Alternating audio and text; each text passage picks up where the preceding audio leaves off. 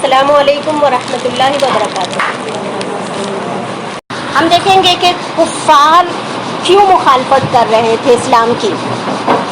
اس کی بہت ساری وجوہات ہیں۔ سب سے پہلے تو ریلیجیس کاؤزز ہے، پولیٹیکل ہے، مورل ہے، اکنامیکل ہے، اور بہت سارے وجوہات ہیں۔ تو سب سے پہلے ہم دیکھتے ہیں کہ ریلیجیس کاؤز کیا تھی، کس بنا پہ وہ لوگ مخالفت کر رہے تھے۔ کیونکہ اسلام کا جو ہے کلیئر میسج کیا تھا، گاڈ از ون، جبکہ کفار ایک سے زیادہ خداؤں پر یقین رکھتے تھے۔ اور مورل وجہ کیا تھی؟ مورل یہ تھی کہ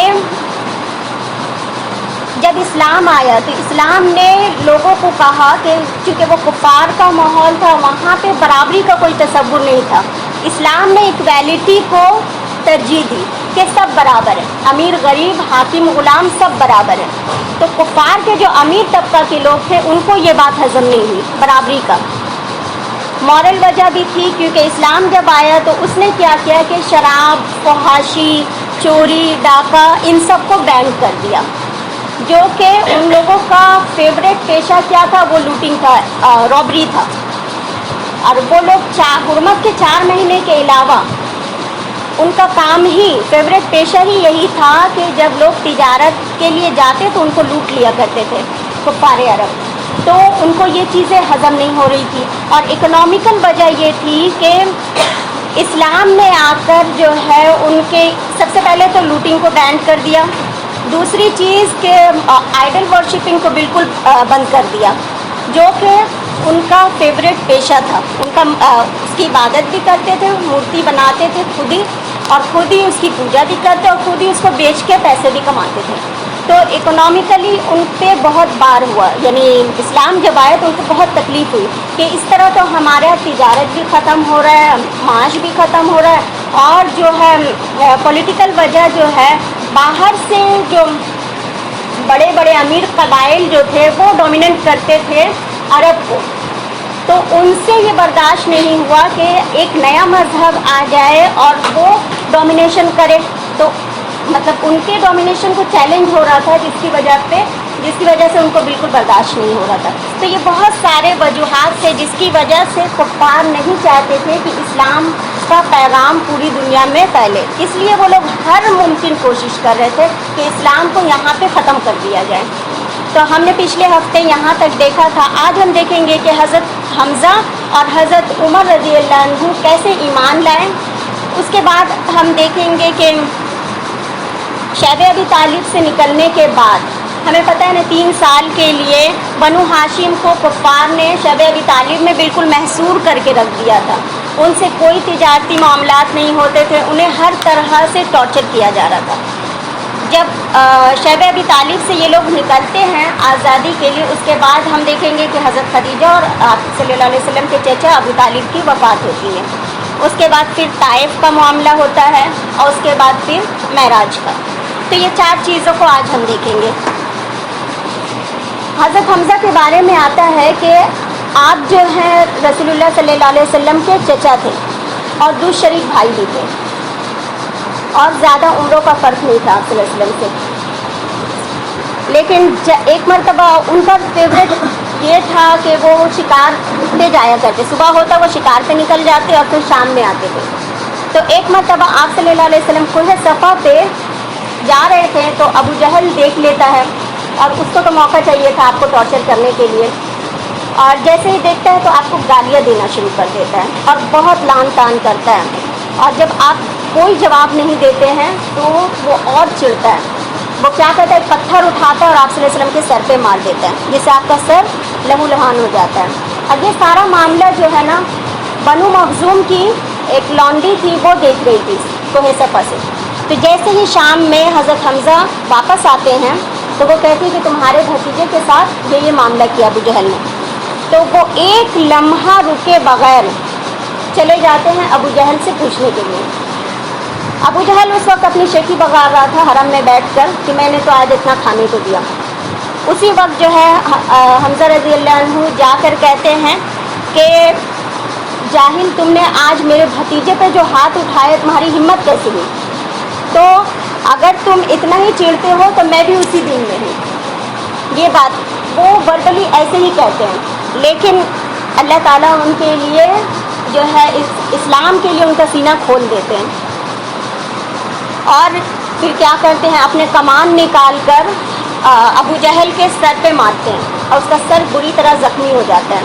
तो दो कबीले बनु हाशिम और उनका जो कबीला था, दोनों जो है लड़ने के लिए आमादा हो जाते हैं। तो अबू जहल खुद कहता है कि नहीं, मैंने बहुत बुरी गाली दी थी उसके भतीजे को, इसलिए वो इतना आपे से बाहर हो गया। तो जंग टल जाती है। तो यहाँ पे हज़रत हमज़ा जो है, हमज़ा के इस्लाम लाने का यही वजह बनी कि उन्हें जो अपने भतीजे की मोहब्बत ने खींचा और फिर अल्लाह ताला को उनके दिल में इस्लाम डालना था।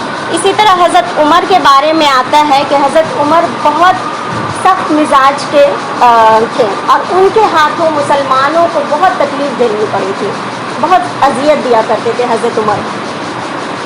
एक मरतबा हज़रत उमर ने ये डिसाइड कर लिया कि अब मैं इस इस्लाम को बर्दाश्त नहीं कर सकता, लिहाजा वो एक रात बाहर रहते हैं और फिर वापस जब हरम में आते हैं तो काबा के पास टेक लगा के बैठे रहते हैं। उतने में रसूलुल्लाह सल्लल्लाहु अलैहि वसल्लम कुरान की तिलावत कर रहे हैं, तो उनको सूरा हक़्क़ा की तिलावत कर रहे होते हैं। तो उनको जो है इतना अच्छा लगता है कुरान, तो वो दिल में कहते हैं कि ज़रूर ये शायर हैं। तो उतने ही में वो जो कुरान की तिलावत कर रहे थे, वो कहते हैं, उसमें आयत होती है, अल्लाह ताला कहते हैं कि ये रसूल कोई शायर नहीं है, ये एक बुज़ुर्ग रसूल का कलाम है, ये कोई शायर नहीं है। तो वो कहते हैं अच्छा तब ये काहिन है। तो उतने ही में अल्लाह ताला की वो आयत है कि ये काहिन भी नहीं है, लेकिन तुम लोग बहुत कम समझते हो। तो उस वक्त उनके दिल में इस्लाम की बीज पड़ती है, लेकिन चूँकि इतनी ज़्यादा जाहिलियत में रहते हैं कि कबूल करने के लिए तैयार नहीं होते हैं। कुछ दिनों बाद वो निकलते हैं बिल्कुल तैश में आकर कि आज मैं इस्लाम का काम तमाम कर दूंगा, क्योंकि इनका बहुत रोब और दबदबा रहता है। जब रास्ते से जा रहे होते हैं तो एक शख्स से मुलाकात होती है, बनु मखज़ूम के किसी शख्स से। तो वो उनका तेवर देख के वो पूछते हैं कि उमर कहाँ का इरादा है। तो वो कहते हैं कि आज मोहम्मद का सफाया करने जा रहे हैं सल्लल्लाहु अलैहि वसल्लम। तो वो कहते हैं कि तुम मोहम्मद का सफाया करने से पहले अपने घर की खबर लो, तुम्हारी बहन और बहनोई भी इस्लाम कबूल कर चुके हैं। तो उनको तो यकीन नहीं आता, फिर भी बोलते अच्छा।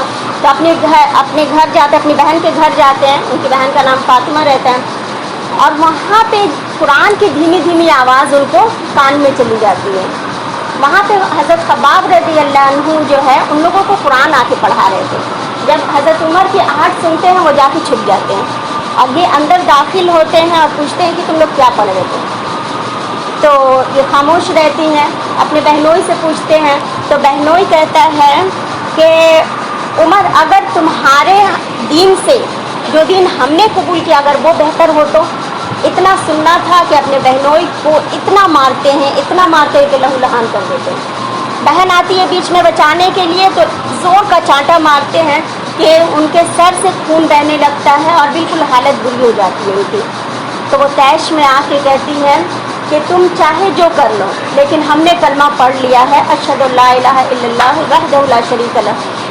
वो जैसे ही इकरार करती हैं तो फिर बहन का खून बहते देखकर उनसे बर्दाश्त नहीं होता है। फिर भी बहन थी, तो वो कहते हैं कि अच्छा तुम क्या पढ़ रहे थे तुम लोग, लाओ मुझे दिखाओ, वो सब दिखाओ। तो वो कहती है नहीं, ये कलाम जो है नापाक लोगों के छूने का नहीं है, तुम जाओ पहले वज़ू करके आओ, नहाकर वज़ू करके आओ तब दूंगी। तो हज़रत उमर जाते हैं, इस तरह तहारत लेकर आते हैं, और जब वो पढ़ते हैं तो साथ साथ उनके दिल में जो है इस्लाम दाखिल हो जाता है। और वो कहते हैं कि कहाँ मिलेंगे मोहम्मद सल्लल्लाहु अलैहि वसल्लम। तो हज़रत खब्बाब बिन अरत जो छुपे रहते हैं वो समझ जाते हैं। वो बाहर निकल के कहते हैं कि उमर, जुमरात की रात को मैंने रसूलुल्लाह सल्लल्लाहु अलैहि वसल्लम को दुआ करते सुनी थी कि या अल्लाह, या तो तू उमर बिन खत्ताब को या अम्र बिन हशाम को, दोनों में से जो तेरा ज़्यादा महबूब है उसके ज़रिए इस्लाम को ताकत पहुँचा, यानी उसको इस्लाम कबूल करने की तौफीक दे। तो वो कहते हैं कि मैंने जुमरात की रात को जो है ये दुआ करते सुनी, और आज जुमा है, अल्लाह ताला ने ये दुआ कबूल कर ली हमारे नबी का। तो तुम चलो, अगर रसूलुल्लाह से मिलना चाहते हो तो कोहे सफ़ा के अबू रातम के घर में है, तुम वहाँ चलो। तो उनको लेके जाते हैं और ये जो है तलवार अपने म्यान में डाल लेते हैं। और जब वहाँ जाके दस्तक देते हैं उस वक्त रसूलुल्लाह सल्लल्लाहु अलैहि वसल्लम के ऊपर वही नाजिल हो रही होती है। तो तमाम सहाबा जो है एक जगह सिमट जाते हैं, की होल से देखते हैं कि हज़रत उमर खड़े और उनसे बहुत दबदबा था, सब लोग डरते थे। तो सहाबा में आपस में आके कहते हैं कि लग रहा है हज़रत उमर आए, उनका इरादा ठीक नहीं क्योंकि तलवार है उनके पास। तो हज़रत हमज़ा कहते हैं कि आने दो, जो होगा देखा जाएगा, अगर वो नेक इरादे से आया है तो उसको हम खैर अता करेंगे, और अगर कोई बुरा इरादा लेके आए तो उसी की तलवार से उसी का सर उड़ा देंगे। लिहाजा दरवाज़ा खोलते हैं तो हज़रत उमर अंदर दाखिल होते हैं और रसूलुल्लाह सल्लल्लाहु अलैहि वसल्लम पे वही नाजिल हो रही है। तो वो बैठक में बैठे हैं। उसके बाद जब आप सल्लल्लाहु अलैहि वसल्लम उनके पास जाते हैं तो कहते हैं, उनके कपड़े और उनके तलवार को झटका दे के कहते हैं कि उमर तुम बाज नहीं आओगे क्या? तुम वही चाहते हो जो अल्लाह ने इबरतनाक सज़ा वलीद बिन मुगीरा को दी है, क्या तुम भी वही सज़ा चाहते हो? तो इतने में हज़रत उमर कहते हैं कि मैं आपका कलमा पढ़ना चाहता हूँ। तो ये कहना था, वो कहते हैं ला इलाहा इल्लल्लाह इन्नका रसूलुल्लाह सल्लल्लाहु अलैहि वसल्लम।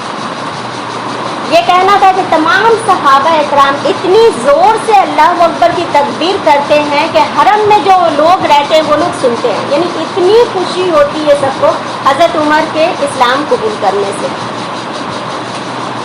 ये दो जो थे ना, हज़रत हमज़ा और हज़रत उमर, इनका बहुत अरब में जो है रोब और दबदबा था, इनसे सारे ही लोग डरते थे।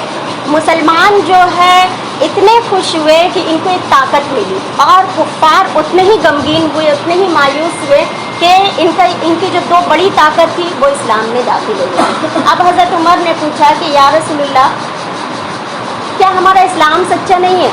तो आपने कहा बिल्कुल सच्चा है। तो कहते हैं कि फिर हम खुल्ला हम हरम में जाके नमाज क्यों नहीं पढ़ सकते? तो रसूलुल्लाह सल्लल्लाहु अलैहि वसल्लम खामोश रहते हैं। तो हज़रत उमर उस वक्त डिसाइड करते हैं कि अब जो रसूलुल्लाह से जितनी ज़्यादा दुश्मनी रखता है मैं उसको जा कर बताऊँगा। लिहाजा वो सबसे पहले अबू जहल के घर में दस्तक देते हैं।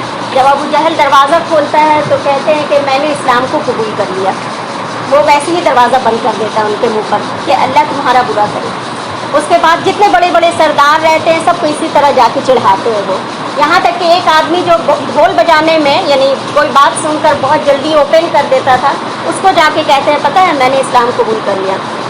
अब वो वहीं से चिल्लाना शुरू करता है, या माशरल कुरैश, सुनो ये जो है बेदीन हो गया, उमर बिन खत्ताब जो है वो बेदीन हो गया। तो वो पीछे से कहते हैं कि मैं दीन वाला हो गया, मैं मुसलमान हो गया।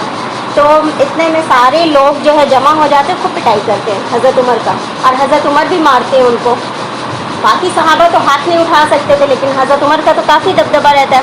जब इतने लोगों की तादाद इतनी बढ़ जाती है तो वो थक हार के बैठ जाते हैं कि जो करना है कर लो मेरे साथ, मगर वो आखिरी तक वो लड़ते ही रहते हैं। फिर वो अमान में आते हैं, किसी एक कुफ्फार के सरदार के अमान में आते हैं तो उनको वहाँ रहने मिलता है, लेकिन वो कभी पीछे नहीं हटे। पहली दफ़ा पूरे अरब में हरम में जो है हज़रत हमज़ा और हज़रत उमर रज़ी अल्लाह अन्हु बीच में रसूलुल्लाह सल्लल्लाहु अलैहि वसल्लम को लेकर 3 सफ़ बनाकर आगे बढ़ते हैं और हरम में जाकर फर्स्ट टाइम जो है नमाज अदा करते हैं। सहाबी कहते हैं कि आज पहली बार इस्लाम जो है वो पर्दे से बाहर आ गया, अब जो है खुल्लम खुल्ला इस्लाम की दावत दी जाने लगी। हम लोग यहीं तक अभी औज़ुबिल्लाहि मिनश शैतानिर रजीम बिस्मिल्लाहिर्रहमानिर्रहीम। अब हम लोग देखते हैं कि 10 नबूवत को ये 4 काम हुए थे। पहला काम क्या हुआ था, 10 नबी को शक़े कमर वाला वाक़या हुआ था। शक़े कमर में हुआ ये था कि तमाम कुरैश ने मिलके ये डिसाइड किया कि अगर ये जादूगर है, क्योंकि लोग जादूगर कह रहे थे रसूलुल्लाह सल्लल्लाहु अलैहि वसल्लम को, कि अगर ये जादूगर है तो जादूगर का जो असर है वो ज़मीन पे हो सकता है, आसमान पे उसका जादू नहीं चल सकता। तो इन सब ने डिसाइड किया कि हम मुतालबा करेंगे कि आप चांद को 2 टुकड़े करके दिखाइए।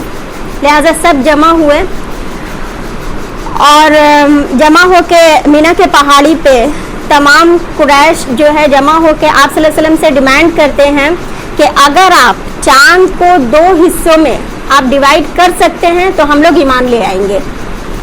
तो उस वक्त रसूलुल्लाह सल्लल्लाहु अलैहि वसल्लम कहते हैं, चूँकि अबू जहल एकदम सामने खड़ा था, तो आप सल्लल्लाहु अलैहि वसल्लम कहते हैं कि क्या तुम ईमान ले आओगे? तो वो कहता है हाँ हम ईमान ले आएंगे, अगर आप 2 टुकड़े कर दीजिएगा तो। तो फिर रसूलुल्लाह सल्लल्लाहु अलैहि वसल्लम उंगली का इशारा करते हैं चांद को और वो 2 टुकड़े हो जाता है चांद, और साथ साथ उसको नहीं जोड़ते हैं, थोड़ी देर उसको उसी हालत में छोड़ देते हैं और अबू जहल की तरफ देखकर मुस्कुराते हैं कि वो तो अभी वादा किया कि हम ईमान ले आएंगे। जब उससे पूछते हैं तो वो कहता है कि ये जादू है, यानी फिर भी वो ईमान नहीं लाता है। उस वक्त आप सल्लल्लाहु अलैहि वसल्लम कहते हैं कि तुम अबू जहल हो, यानी जाहिलों का बाप हो। आज तक हम लोगों को अबू जहल का नाम अबू जहल ही पता है, जबकि उसका असल नाम है अम्र बिन हश्शाम। लेकिन रसूलुल्लाह सल्लल्लाहु अलैहि वसल्लम ने चूँकि ये नाम दिया उसको, तो यही नाम से वो फिर मशहूर हो गया, अबू जहल, जाहिलों का बाप। इतनी वाज़ेह निशानी देखने के बावजूद वो सारे लोग जो फिर मुकर जाते हैं और ईमान नहीं लाते हैं। यहाँ तक कि कहा जाता है कि हिंदुस्तान में उस वक्त जो है हिंदू राजा था, उसने भी जो है चांद के 2 टुकड़े होते हुए देखा था और उसके बारे में पूरा तारीख में गवाही है कि ये बिल्कुल तारीखी बात है कि आप सल्लल्लाहु अलैहि वसल्लम ने चांद के 2 टुकड़े किए थे। ऐसा ये एक काम हुआ 10 नबवी को। और दूसरा ये होता है कि शब अबी तालिब में 3 साल रहने के बाद अब जब रिहाई मिली, यानी कब ख़त्म हुआ शब अबी तालिब का, ये कौन से ईस्वी में? 619 ईस्वी में। 613 से शुरू हुआ, 619 ईस्वी में जब ख़त्म हुआ, जब रिहाई मिली, तो अब अबू तालिब जो उनके चचा थे वो बीमार पड़ गए। अब कुरैश ने सोचा कि आखिरी बार हुर्बा इख्तियार करनी चाहिए, कि अब वो लोग सोच रहे कि अगर अबू तालिब इंतकाल कर जाते हैं और उसके बाद हम जो है उनके भतीजे के साथ कोई गलत ये अपनाएंगे, उनको अगर हमने टॉर्चर किया तो लोगों में बदनामी होगी कि चचा के जाने के बाद शुरू हो गया। तो इस बदनामी से बचने के लिए इन्होंने आखिरी बार अबू तालिब के पास फिर ये सारे लोग गए मिलके और कहते हैं कि आखिरी बार अपने भतीजे को आप समझाइए, और सब जितने सरदार रहते हैं सब उनके पास जाते हैं। तो उस वक्त फिर रिवायत में आता है कि अबू तालिब रसूलुल्लाह सल्लल्लाहु अलैहि वसल्लम को बुलाकर कहते हैं कि तुम्हारे कौम के लोग आए थे तो तुम क्या कहते हो अब भी? तो बेटा मुझ पर इतना बोझ ना डालो जिसको मैं बर्दाश्त ना कर सकूं।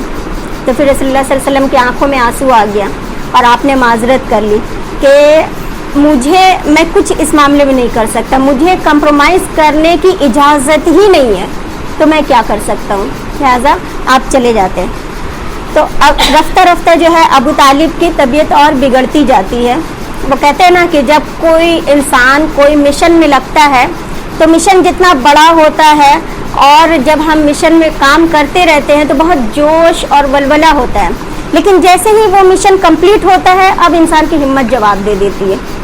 अबू तालिब भी 3 साल जो है बहुत तकलीफ़ से गुजारते हैं और बुढ़ापा भी था और सेहत भी जवाब दे गई, तो उनकी हालत रफ्ता रफ्ता बिगड़ जाती है। बुखारी शरीफ की हदीस है कि जब अबू तालिब की वफ़ात का वक्त आया तो आप सल्लल्लाहु अलैहि वसल्लम उनके पास तशरीफ़ ले गए और उनको कहते हैं कि चचा जान आप एक मर्तबा, सिर्फ एक मर्तबा ला इलाहा इल्लल्लाह कह दीजिए, मैं अल्लाह ताला के पास मैं आपके लिए हुज्जत तमाम करूँगा, मैं अल्लाह के सामने आपकी सिफारिश करूँगा, आप एक बार कह दीजिए। यहाँ तक कि इतना कहते हैं कि आप मेरे कान में चुपके से कह दीजिए, मैं अल्लाह से समझ लूँगा। उतने में पीछे से जो अबू जहल वगैरह सब खड़ा रहता है, वो कहता है अबू तालिब क्या हो गया, तुम मौत के डर से अपने अब्दुल मुत्तलिब का दिन छोड़ने पे आ गए हो, तुम्हारी मर्दानगी कहाँ गई? यानी बहुत लान तान करना शुरू कर देते हैं। और इधर रसूलुल्लाह सल्लल्लाहु अलैहि वसल्लम उनको समझा रहे हैं और पीछे से वो लोग जो है ये कर रहे हैं। आखिरी कलमा जो अबू तालिब के मुंह से निकलता है वो ये रहता है अला मिल्लती अब्दुल मुत्तलिब, और उनकी रूह निकल जाती है। اس واقعے سے رسول اللہ صلی اللہ علیہ وسلم کو اتنی تکلیف پہنچتی ہے کہ جس چچا نے مجھ پہ اتنے احسانات کیے میں کام نہ آ سکا، یعنی آخری وقت میں آخر جو ہے وہ دین کو قبول نہیں کرتے، لیکن اس وقت آپ صلی اللہ علیہ وسلم یہ کہتے ہیں کہ میں جب تک زندہ رہوں گا میں اللہ تعالیٰ سے آپ کے لیے بخشش کرتا رہوں گا جب تک اللہ تعالیٰ مجھے خود نہ روک دیں۔ لہٰذا اس کے کچھ ہی دنوں بعد جو ہے اللہ تعالیٰ ایک آیت نازل کرتے ہیں کہ کسی پیغمبر اور کسی مومن کے لیے یہ جائز نہیں کہ وہ کسی مشرک کے لیے مغفرت کی دعا کرے، جبکہ اسے پتہ ہو کہ یہ ہدایت کے راستے پہ اس کی موت نہیں آئی ہے، تو مغفرت کی دعا کرنے سے منع کر دیا گیا۔ حضرت عباس رضی اللہ عنہ ان سے پوچھتے ہیں آپ صلی اللہ علیہ وسلم سے کہ چونکہ ابو طالب آپ کو اتنا چاہتے تھے، آپ کے چچا تھے، اور آپ کے لیے دوسروں سے جھگڑ لیتے تھے اور آپ کی پیٹھ پہ وہ ہمیشہ کھڑے رہے، تو اتنا آپ کا جو وہ سائڈ لیے تو آپ ان کے کوئی کام آ سکے یا نہیں آ سکے؟ تو اس وقت رسول اللہ صلی اللہ علیہ وسلم کہتے ہیں کہ ابو طالب جو ہے جہنم کے بالکل چھچلی جگہ میں ہوں گے، جبکہ اگر بیچ میں نہ ہوتا تو وہ بہت گہری جہنم کے بالکل نچلے حصے میں ہوتے۔ اب سوال یہ اٹھتا ہے، ذہن میں ہمارا سوال آ سکتا ہے کہ کیوں؟ ابو طالب تو اتنی اچھی فطرت کے مالک تھے، اور جہاں اتنے سارے کفار ہیں جیسے ابو جہل، نہ ابو طالب کبھی فحش گوئی کرتے تھے، نہ شراب، نہ جوا، مطلب اگر وہ ایمان لے آتے تو بالکل ابو بکر کے ٹکر کے ہوتے، رضی اللہ عنہ کے ٹکر کے وہ ہوتے، اتنے شریف النفس وہ تھے، اتنی فطرت پہ وہ تھے، لیکن پھر ان کو آخر یہ کیوں کہا آپ صلی اللہ علیہ وسلم نے کہ وہ جہنم کے بالکل نچلے حصے میں ہوتے، نیچے حصے میں؟ تو وجہ یہ ہے کہ چونکہ ابو طالب بہت شریف النفس انسان تھے، فطرت سے بالکل قریب تھے، تو وہ کہتے ہیں نا کہ اللہ تعالیٰ جس کو جتنی صلاحیت دیتے ہیں آزمائش بھی اس کی اتنی زیادہ، چونکہ وہ اتنے شریف تھے، فطرت تو ان سے بہت قریب تھی تو ان کو تو بہت پہلے ایمان لے آنا چاہیے تھا، تو وہ جاننے کے باوجود وہ نہیں لائے، جس کی وجہ سے ان کو یہ سزا ملتی کہ وہ بالکل نچلے گڑھے میں ہوتے۔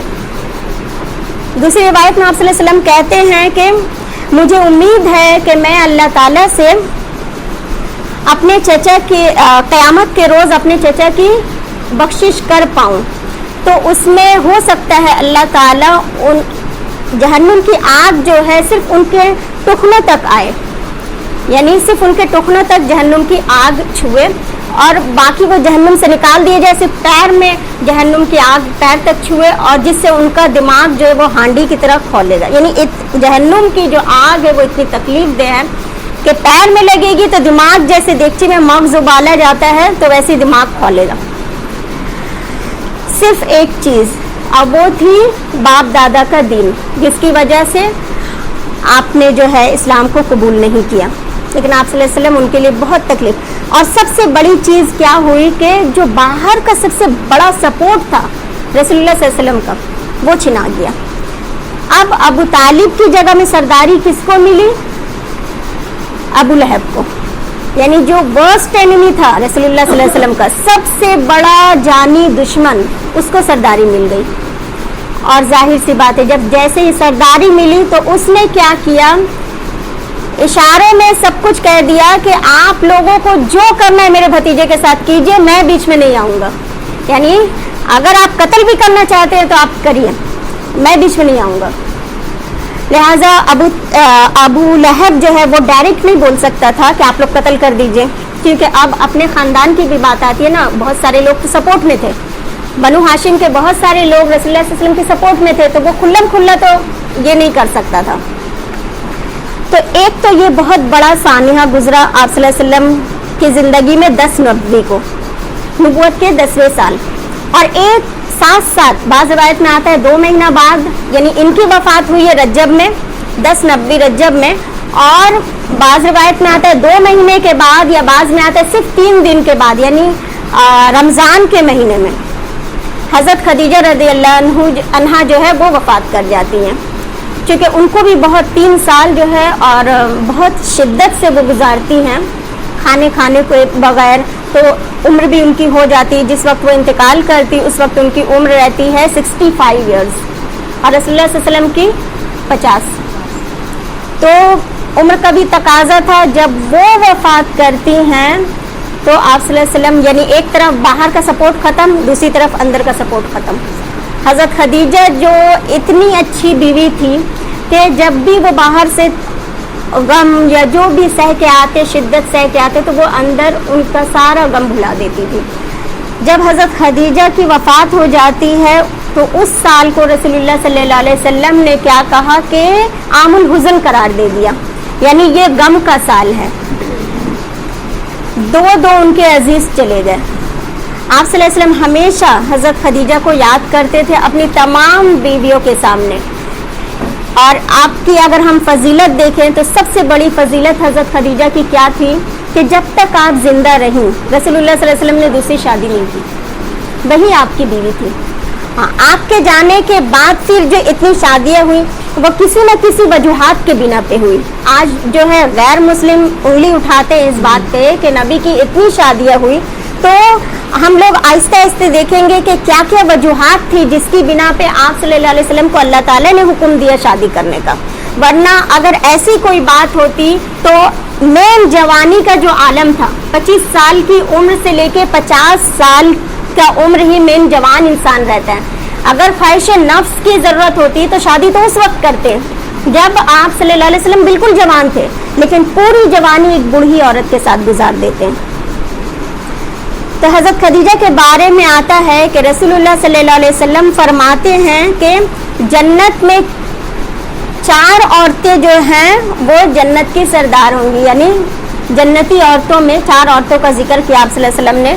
سب سے پہلے حضرت خدیجہ بنت خویلد، دوسری حضرت مریم بنت عمران، اور تیسری حضرت فاطمہ بنت محمد صلی اللہ علیہ وسلم، اور چوتھی حضرت آسیہ جو فرعون کی بیوی تھی. تو آپ صلی اللہ علیہ وسلم کہتے ہیں کہ اللہ تعالیٰ نے مجھے جتنی اولادیں دی سب خدیجہ سے دی، تو سوائے حضرت ابراہیم کے جو ماریہ قبطیہ کے وطن سے ہوئے. تو حضرت خدیجہ کی 4 بیٹیاں تھیں اور 2 بیٹے تھے. تو اللہ کے رسول فرماتے ہیں کہ مجھے اولاد کا جو نعمت ہے وہ حضرت خدیجہ سے ملی. ایک مرتبہ حضرت خدیجہ رضی اللہ عنہ کا کردار جب ہم پڑھتے ہیں تو سمجھ میں آتا ہے کہ آپ صلی اللہ علیہ وسلم جب غار حرا میں جاتے ہیں تو توشہ لے کے جاتے ہیں، اور کبھی کبھی جب ختم ہو جاتا ہے تو وہ خود لے کے جاتی ہیں پہنچانے کے لیے. آپ سوچیں ان کی عمر کیا تھی، اور وہ پورا باندھ کے کپڑے میں باندھ کے کھانا ان کا وہ پہاڑ پہ چڑھتی تھی ان کو کھانا دینے کے لیے. ایک مرتبہ جبرائیل علیہ السلام آتے ہیں اور کہتے ہیں رسول اللہ صلی اللہ علیہ وسلم کو کہ وہ دیکھیے آپ کی زوجہ آ رہی ہے خدیجہ.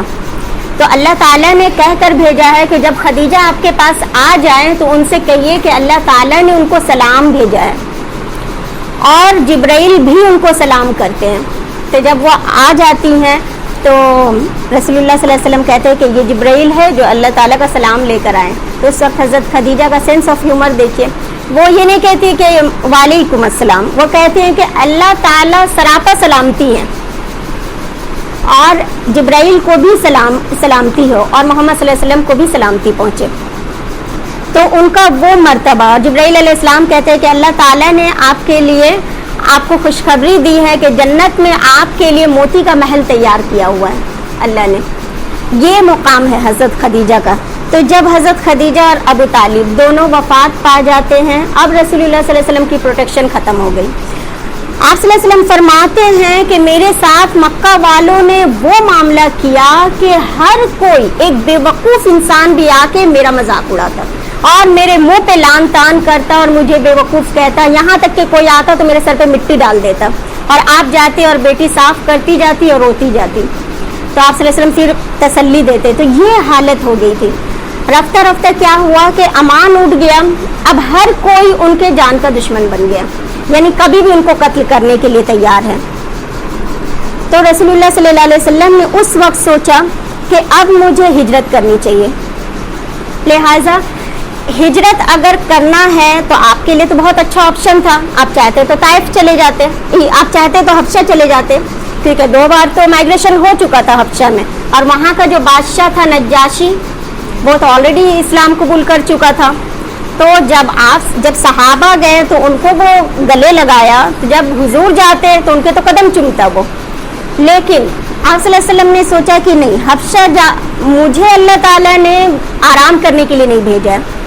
अगर मैं वहाँ जाऊँगा तो वहाँ तो ऑलरेडी इस्लाम पहुँच चुका है, मुझे ऐसी जगह जाना चाहिए जहाँ मैं इस्लाम का प्रचार कर सकूँ। तो वो देखते हैं कि 2 जगह है, एक यसरिब है और दूसरा है ताइफ। तो ताइफ जो था वो 60 किलोमीटर दूर था मक्का से। तो आप सल्लल्लाहु अलैहि वसल्लम डिसाइड करते हैं कि मैं ताइफ जाऊँगा। वहाँ पे अगर कुछ सरदारों ने भी मेरी बात मान ली और इस्लाम ले आया तो मैं यहाँ से दावती जो सेंटर है उठा के वहाँ ताइफ में मुंतकिल कर दूँगा। तो ये डिसाइड करके आप ताइफ जाते हैं, किसको लेके? ज़ैद बिन हारिसा को लेके। और इत्तेफाक की बात है कि हमेशा आपके साया की तरह रहते थे हज़रत अबू बकर। इस बार हज़रत अबू बकर साथ नहीं थे, सिर्फ ज़ैद बिन हारिसा साथ थे।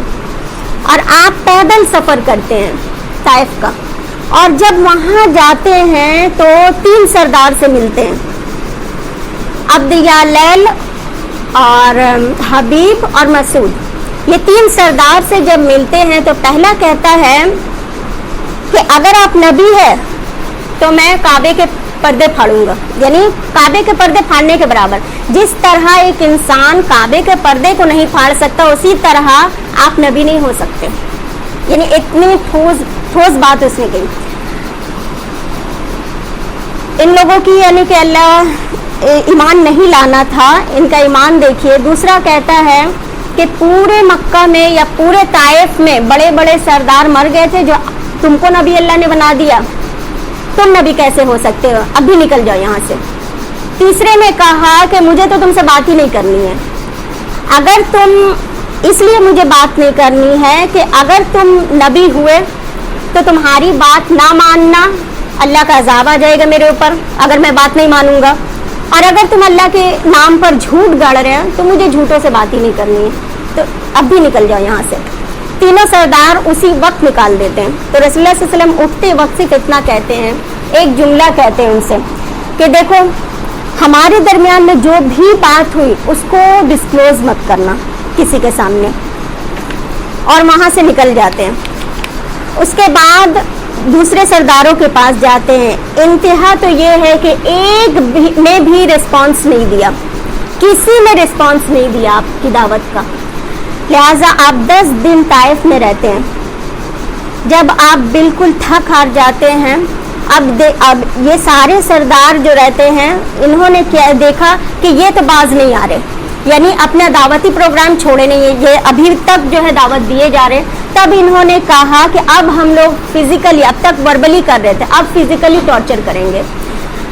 तो इन सरदारों ने क्या किया, जब रसूलुल्लाह सल्लल्लाहु अलैहि वसल्लम निकल रहे थे तो तमाम जो है मोहल्ले के लड़कों को, बदमाश जो लड़के थे उनको कहा कि अरे देखो ये नबूवत का दावा कर रहा है ये आदमी, इसकी खबर लो। तो अब क्या था, अब जब रसूलुल्लाह सल्लल्लाहु अलैहि वसल्लम स्ट्रीट से जा रहे हैं, 2 साइड बदमाश लड़के जो है पूरा हुजूम करके उन्हें देख रहे हैं और उनका मजाक उड़ा रहे हैं। ज़ैद बिन हारिसा है और रसूलुल्लाह सल्लल्लाहु अलैहि वसल्लम बीच से जा रहे हैं, 2 साइड लड़कों की लाइन है और सब मजाक उड़ा रहे, कोई गालियाँ दे रहा है, कोई तालियां बजा रहा है, कोई मजाक उड़ा रहा है। इंतहा तो ये है कि फिर पत्थर मारना शुरू किया, और पत्थर भी कहाँ मार रहा था बोलो, टुकनों को टारगेट करके। रसूलुल्लाह सल्लल्लाहु अलैहि वसल्लम का टुकना में टारगेट करके सब पत्थर मार रहा था।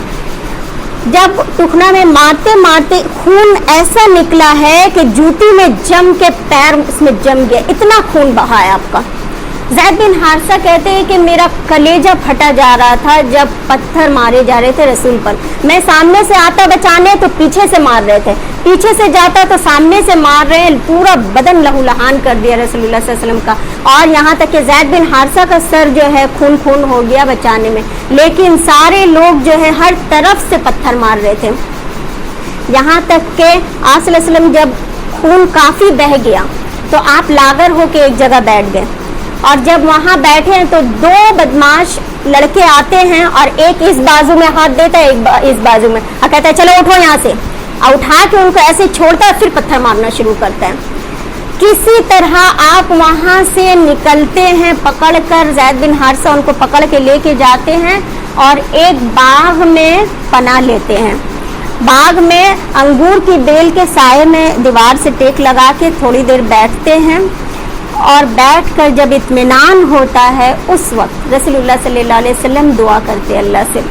इस दुआ को दुआए मुस्तज़अफ़ीन कहते हैं, बहुत मशहूर दुआ। उस वक्त अल्लाह से ये दुआ करते हैं कि अल्लाह तूने मुझे किसके हवाले कर दिया। अल्लाह तू नहीं, सबसे पहले तो यही कहते हैं कि अल्लाह मैं इतना बेबस, इतना लाचार हूँ, वसाइल की कमी की शिकायत करते हैं। अल्लाह मैं तुझसे शिकवा करता हूँ अपने वसाइल की कमी का, अपनी बेबसी का, अपनी कमज़ोरी का। तू तो कमज़ोरों का रब है, तू मेरा भी रब है। तूने मुझे किसके हवाले कर दिया, मेरे मामले में ये जो चाहे कर गुजरे, तूने मुझे ऐसे छोड़ दिया है। उसके बाद जो है अचानक ही उबूदियत हावी होती है और फिर कहते हैं कि अल्लाह अगर तू नाराज़ नहीं तो फिर मुझे भी कोई परवाह नहीं, अगर तू नाराज़ नहीं है तो फिर मुझे भी कोई परवाह नहीं। वो आप सल्लल्लाहु अलैहि वसल्लम डर रहे थे कि कहीं हो सकता है मेरे किसी अमल को, अल्लाह ताला को मेरे किसी अमल से बुरा लगा हो जिसकी वजह से मुझे ये सज़ा मिल रही है। तो आपने कहा कि अगर ये सज़ा नहीं है तो मुझे इसका कोई गम नहीं है, अगर आजमाइश है तो तू मेरे दर्जात बुलंद करना चाहता है, मैं हर गले लगाता हूँ इसको। और उस वक्त रसूलुल्लाह सल्लल्लाहु अलैहि वसल्लम जो रो कर दुआ करते हैं तो रबिया जो रहता है मक्का में बहुत बड़ा दुश्मन रहता है रसूलुल्लाह सल्लल्लाहु अलैहि वसल्लम का। उसके दो बेटे रहते हैं, जो हिंदा का बाप रहता है रबिया और अबू सुफियान का ससुर रहता है। तो ये दो लड़के उतबा और रबिया जो है अपने उसी के बाग में आप सल्लल्लाहु अलैहि वसल्लम आते हैं, बैठते हैं। तो ये लोग क्या करते हैं ना, गर्मी की छुट्टी में ताइफ जाता है अपने फार्म हाउस में, तो सारा हाल देखता है कैसे ताइफ में भी रसूलुल्लाह सल्लल्लाहु अलैहि वसल्लम को मारा जा रहा है। तो दोनों कहते हैं कि ये देखो वक्त का नबी है, वहाँ भी मार खाता है, यहाँ भी मार खा रहा। लेकिन ये जो दो दुश्मन था, दुश्मन के दिल में भी रहम आ गया उनकी हालत देखकर, और ये दोनों जो है अपना गुलाम अदास को बुलाता है कि इधर आओ। वो ईसाई रहता है, उसको कहता है कि इस अंगूर से गुच्छा लो और उस शख्स को दे के आओ। जब वो अंगूर का गुच्छा आप सल्लल्लाहु अलैहि वसल्लम के पास उनका गुलाम ले जा के देता है तो आप सल्लल्लाहु अलैहि वसल्लम बिस्मिल्लाह कह के हाथ बढ़ाते, क्योंकि भूख भी लगी थी, 10 दिन से इस तरह से थे। तो जब बिस्मिल्लाह कहते हैं तो वो गुलाम कहता है कि ये जुमला इस इलाके में तो कोई नहीं बोलता है। तो आप सल्लल्लाहु अलैहि वसल्लम पूछते तुम कहाँ के हो और तुम्हारा मज़हब क्या है? तो वो कहता है कि मैं नेनवा का हूँ, मैं ईसाई हूँ। तो आप सल्लल्लाहु अलैहि वसल्लम कहते हैं अच्छा तुम मर्द साले यूनुस बिन मत्ता के कौम से हो? तो वो कहता है कि आपको कैसे पता ये यूनुस बिन मत्ता के बारे में? तो वो कहते हैं वो मेरा भाई था, वो नबी था और मैं भी नबी हूँ। तो वो हाथ चूमना शुरू कर देता है क्योंकि वो समझ जाता है कि आखिरी नबी को ही पता होगा इनके बारे में। तो वो हाथ चूमना शुरू कर देता और ये दोनों जो मालिक रहता है वो कहता है लो हमारे गुलाम का भी दिमाग ख़राब हो गया। तो जब गुलाम वापस आता है वो इस्लाम कबूल कर लेता है। तो वो कहता है, ये दोनों कहता है कि अरे तुम्हारा दिमाग ख़राब हो गया, क्यों उसके हाथ पांव चूम रहे थे? तो वो कहता है अगर मैं कहूँ कि इस ज़मीन में अगर कोई सबसे नेक इंसान है, सबसे सही है, तो वो यही शख्स है, वो आखिरी नबी है।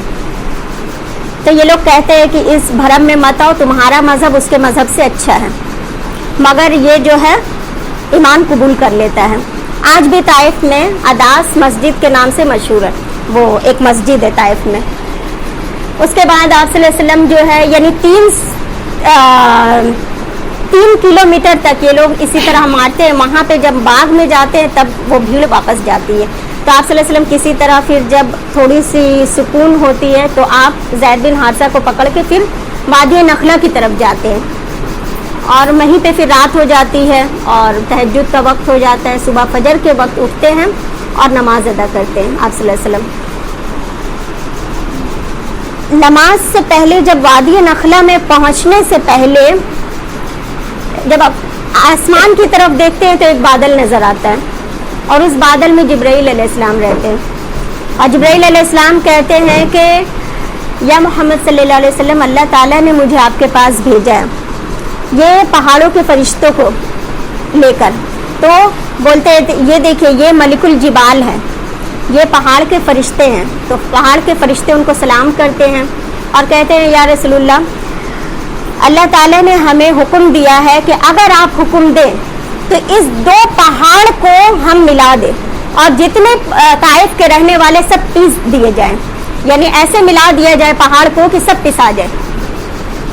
اس وقت آپ صلی اللہ علیہ وسلم کی عظمت کی بلندی دیکھیے، آپ کہتے ہیں کہ نہیں، میں رحمت للعالمین بنا کے بھیجا گیا ہوں، میں ان کے لیے بد دعا نہیں کروں گا، کیا پتہ ہو سکتا ہے کہ ان کی اگلی نسل ایمان قبول کر لے اور اللہ کے معاملے میں پھر کسی چیز کو شریک نہ کرے، لہٰذا میں ان کے لیے بد دعا نہیں کروں گا۔ تو یہ پہاڑ کے فرشتے پھر چلے جاتے ہیں۔ پھر وادی نخلا میں جب آپ ٹھہرتے ہیں، رات کا وقت ہو جاتا ہے، پھر صبح ہوتی ہے، فجر کی نماز پڑھتے چونکہ اکیلے رہتے ہیں تو لمبی قرات کرتے ہیں، اور جب لمبی قرات کرتے ہیں تو اس کے بعد اللہ تعالیٰ قرآن میں سورہ جن اور سورہ احقاف میں یہ آیت نازل کرتے ہیں کہ آپ کو کیا پتہ جس وقت آپ قرات کر رہے تھے فجر کے وقت، اس وقت کون ایمان لا کے گیا، یعنی اللہ تعالیٰ جنوں کو بھیج دیتے ہیں، اور رسول اللہ سوچتے ہیں کہ میں امام ہوں، میرے پیچھے صرف ایک مقتدی ہے، جبکہ جنوں کا جھنڈ رہتا ہے جو سن رہا تھا قرآن۔ اور جب وہ لوگ قرآن سنتے ہیں اور سننے کے بعد جب نماز ختم ہوتی، وہ اپنے اس میں جا کے اپنی قوم میں کہتے ہیں کہ اے میری قوم کے لوگوں، میں نے ایسا کلام سنا ہے جو موسیٰ علیہ السلام کے بعد پہلی بار اللہ تعالیٰ نے ایک نبی بھیجا ہے، اور وہ ہے قرآن، تو تم لوگ ایمان لے آؤ تاکہ اللہ تعالیٰ جو ہے عذاب سے ہمیں چھٹکارا دے دیں۔ تو اللہ تعالیٰ اس وقت رسول اللہ صلی اللہ علیہ وسلم کو کہتے ہیں کہ آپ نے کیا سوچا کہ یہ مخلوق، آپ جو جتنی مخلوق ہے سب آپ کے لیے ہے، آپ دیکھیں اس انسانوں نے ایمان نہیں قبول کیا تو جنوں کو ہم نے ایمان قبول کروایا، اور جن جو ہے نہ صرف اسلام انہوں نے قبول کیا بلکہ جا کے داعی بن گئے، جا کے اسلام کی دعوت دینی انہوں نے شروع کر دی۔ آج ہم مسلمانوں کا اگر ہم تھوڑی دیر کے لیے کہتے ہیں کہ حال دیکھیں کہ آج عید میلاد النبی ہے، سارے ہی لوگ جو ہے ذکر شہادت اور رسول کی سیرت بیان کر رہے، لیکن سیرت میں کیا بیان کر رہے ہیں؟ کبھی آپ نے سوچا؟ آپ کے گیسووں کی، آپ کے آنکھوں کی، اور یہ تعریف صرف چلی آ رہی، آپ کے پیدائش کے وقت کیا معجزات ہوئے، صرف یہ چند باتیں ہی لے کر ساری رات گزار دی جاتی ہے۔ کسی نے طائف کا ذکر کیا کہ رسول اللہ نے کتنے پتھر کھائے تھے، کسی نے بتایا کہ آپ کی زندگی آپ نے کیسے دعوت دی اور کتنے آپ کے اوپر کتنا ظلم و ستم ہوا۔ اگر آج ہم انسانوں کی طرح اگر ہم جیسے سوچتے ہیں کہ ہم دعوت دیں گے، لوگ ہمارا مذاق اڑائیں گے، ہم تو اپنے گھر میں ٹھیک ہے، ہم جیسے آرام پسند بن گئے ہیں، اگر رسول اللہ بھی یہی کرتے تو دین ہم تک کیسے پہنچتا؟ نہیں پہنچتا نا۔ جہاں ہمارے رسول کا خون بہا، ہم وہاں پسینہ بہانے کے لیے بھی تیار نہیں ہیں۔ یہ ہے ہم امت مسلمہ، آج جو پوری دنیا میں جو ہماری ذلت ہے، یہ ہماری سوچوں کی وجہ سے کہ رسول نے ہم تک دین پہنچایا کہ دعوت الناس کرے پوری دنیا میں، اور ہم اپنے آرام، اپنے مال، اپنی دولت، اپنے بچے، اپنے آرام کے لیے ہم دین کے لیے کچھ نہیں کرنا چاہتے، کوئی دعوت کا کام نہیں کرنا چاہتے۔ اگر ہم دعوت کا کام کر رہے ہوتے تو آج ہماری جو پوری دنیا میں جو ذلت ہے یہ نہیں ہوتی۔ آج ہندوستان میں آج ہم جو مائنورٹی ہے ہم میجورٹی ہوتے۔ تو رسول اللہ صلی اللہ علیہ وسلم وہاں سے جو ہے وادی نخلا سے پھر واپس آتے ہیں، اور آپ کو مکہ انٹری کرنا ہوتا ہے، لیکن آپ نہیں کر سکتے۔ کیوں نہیں کر سکتے؟ کیونکہ اب تو سب کو کھلی پرمیشن ہے کہ کوئی بھی محمد صلی اللہ علیہ وسلم کو قتل کر دے، آپ کیسے آ سکتے ہیں؟ لہٰذا آپ غار ہیرا کے پاس جاتے ہیں اور زید بن حارثہ کے ہاتھ خبر بھیجتے ہیں کہ مکہ میں جا کے 2 سردار کے پاس بھیجتے ہیں کہ جا کے ان سے کہو کہ مجھے امان میں لے لے تاکہ میں مکہ آ سکوں، کیونکہ اگر امان میں نہیں رہوں گا تو کوئی بھی قتل کر دے گا۔ تو زید بن حارثہ جاتے ہیں، آتے ہیں، کوئی نہیں امان دینے کے لیے تیار ہے۔ پھر آپ صلی اللہ علیہ وسلم مطعم بن عدی کو خبر بھیجتے ہیں کہ مطعم بن عدی کو جا کے کہو کہ مجھے امان دے دے، تو وہ کہتے ہیں ہاں میں امان دوں گا۔ تو آپ صلی اللہ علیہ وسلم کہتے ہیں کہ اس کو بولو کہ آ کے مجھے لے جائے، کیونکہ اگر آپ تو پہاڑی کے راستے سے جا رہے تھے نا، بیچ اگر اسٹریٹ سے جاتے تو کوئی بھی قتل کر دیتا، تو آپ پہاڑیوں سے تھے، تو آپ نے کہا کہ میں نہیں جا سکتا، ان کو کہو کہ آ کے مجھے لے جائیں۔ تب پھر مطعم بن عدی کیا کرتا ہے، اپنے 6 بیٹوں کو پورا اوزار سے لیس کر کے ان کے پاس بھیجتا ہے اور لے کے خانہ کعبہ میں آتا ہے اور اعلان کرتا ہے کہ میں نے محمد کو امان دی، کوئی ہاتھ بھی نہیں لگا سکتا. اور رسول اللہ صلی اللہ علیہ وسلم جا کر حجر اسود کو چھوتے ہیں، چومتے ہیں اور پھر طواف کرتے ہیں. اتنے میں ابو جہل جو سن رہا تھا دوڑا دوڑا آپ کے پاس آیا اور کہتا ہے کہ امان دے رہے یا ایمان قبول کر لیے؟ تو وہ کہتا ہے نہیں، صرف امان دے رہا ہوں. تو وہ کہتا ہے تب ٹھیک ہے. تو رسول اللہ صلی اللہ علیہ وسلم کو اس طرح وہاں پہ امان مل جاتی ہے. یعنی اللہ تعالیٰ نے، ایسا لگتا ہے یہاں پہ کہ اللہ تعالیٰ نے جیسے ہی آپ صلی اللہ علیہ وسلم کی آزمائش کی، اتنی تکلیف سے، طائف کا حضرت عائشہ کہتی ہے نا، میں نے ایک بار رسول اللہ صلی اللہ علیہ وسلم سے پوچھا کہ یا رسول اللہ، جنگ احد کے دن سے بھی زیادہ تکلیف دہ دن کوئی ہے آپ کی زندگی میں؟ کیونکہ وہ تو جنگ احد ہی دیکھی تھی. تو رسول اللہ صلی اللہ علیہ وسلم کہتے ہیں کہ طائف سے زیادہ مشکل دن مجھ پہ کبھی نہیں گزرا. یعنی طائف کے دن اتنے مشکل تھے.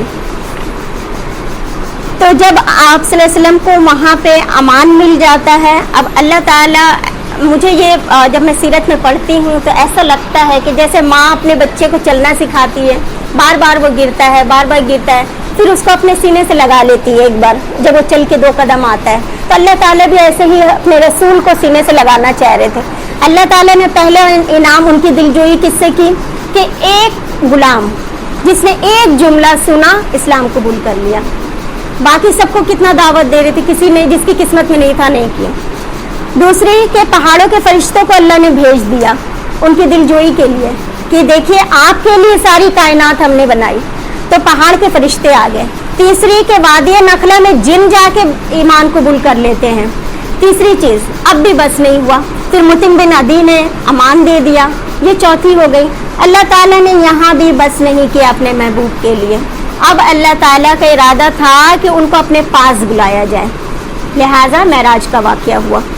اسی 10 نبوی کو، 10 نبوت کو اللہ کے رسول صلی اللہ علیہ وسلم فرماتے ہیں کہ ایک رات میں سویا تھا کہ نہ میں نیند میں بہت زیادہ نیند کی حالت میں تھا اور نہ بالکل بیدار تھا.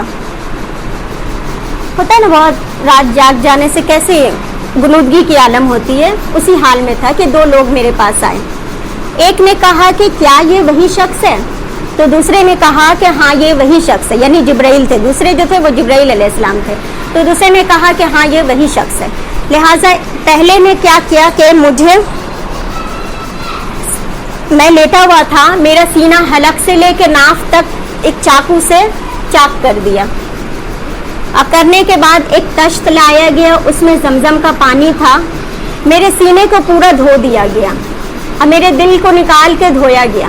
پھر ایک تشت لایا گیا جو علم و حکمت تھی اس میں، پھر اسے میرے سینے کے اندر ڈالا گیا اور پھر سلائی کر دیا گیا. حضرت انس کہتے ہیں کہ ہم آخری عمر میں بھی رسول اللہ صلی اللہ علیہ وسلم کی وہ سلائی کی نشان دیکھا کرتے تھے. یعنی آپ کبھی کپڑا بدلتے ہوں گے تو دیکھا ہوگا انہوں نے، جب انہوں نے سلائی کر دیا اور تو پھر جبرائیل علیہ السلام آپ کو کہتے ہیں کہ اللہ تعالیٰ نے آپ کو اوپر بلایا ہے اور براق لے کے آتے ہیں. براق کس کو کہتے ہیں؟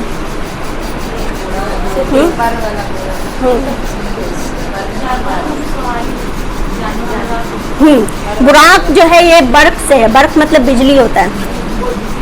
بجلی سی تیزی تھی اس جانور میں. آپ صلی اللہ علیہ وسلم کہتے ہیں کہ وہ جانور جو تھا کھچر سے تھوڑا چھوٹا تھا، گدھے سے تھوڑا بڑا تھا.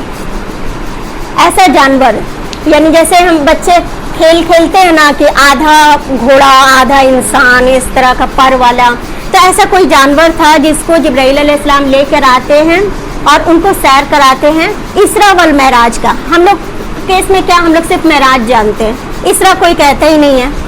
اسرا مطلب ہوتا ہے جو زمینی سفر ہوتا ہے اس کو اسرا کہتے ہیں، اور معراج جو ہے وہ عروج سے ہے، یعنی بلندی کا سفر.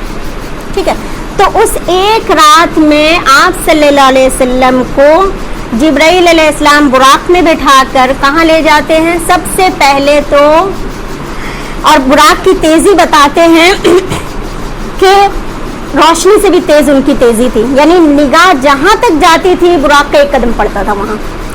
3 قدم میں مسجد اقصی پہنچ گئے، یعنی اتنا تیز رفتار وہ تھا. تو کہتے ہیں کہ جبرائیل علیہ السلام تھے، میں تھا اور براق. جب وہ براق اڑا ہے तो सबसे पहले मदीना में रोका गया। मदीना में जिब्राइल अलैहिस्सलाम ने कहा कि आप यहाँ उतर कर नमाज पढ़ लें, क्योंकि यही आपकी हिजरत की जगह है, बता दिया गया। तो इससे ये साबित हो गया कि मेराज जो हुआ वो हिजरत से पहले हुआ था। उसके बाद आपको कोहे तूर के पहाड़ के पास लेके जाया गया। वहाँ पे कहा गया कि अल्लाह ताला ने मूसा अलैहिस्सलाम से कलाम किया था, लिहाजा आप यहाँ भी नमाज पढ़ लें। उसके बाद एक जगह था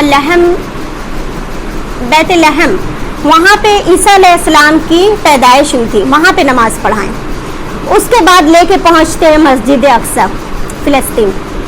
वहाँ पे आप जो है मस्जिद अक्सा में आप अपने बुराक से उतरते हैं और गेट में जो है उन बुराक को बांध देते हैं। अब बांध के अंदर मस्जिद के अंदर कदम लेके जाते हैं, जब जाकर देखते हैं पूरी मस्जिद खचाखच भरी हुई है। किससे? तमाम अंबिया इकराम से, यानी 1,24,000 अंबिया इकराम वहाँ मौजूद है। वल्लाहु आलम, मस्जिद तो छोटी है लेकिन ये अल्लाह ताला कुछ भी कर सकते हैं। जैसा क़यामत आएगी मैदान हशर में, तो वो कितनी बड़ी जगह होगी कि आदम से लेके आखिर इंसान भी वहाँ समा जाएगा। तो ये अल्लाह की शान है। तो सारे अंबिया वहाँ पे जमा थे।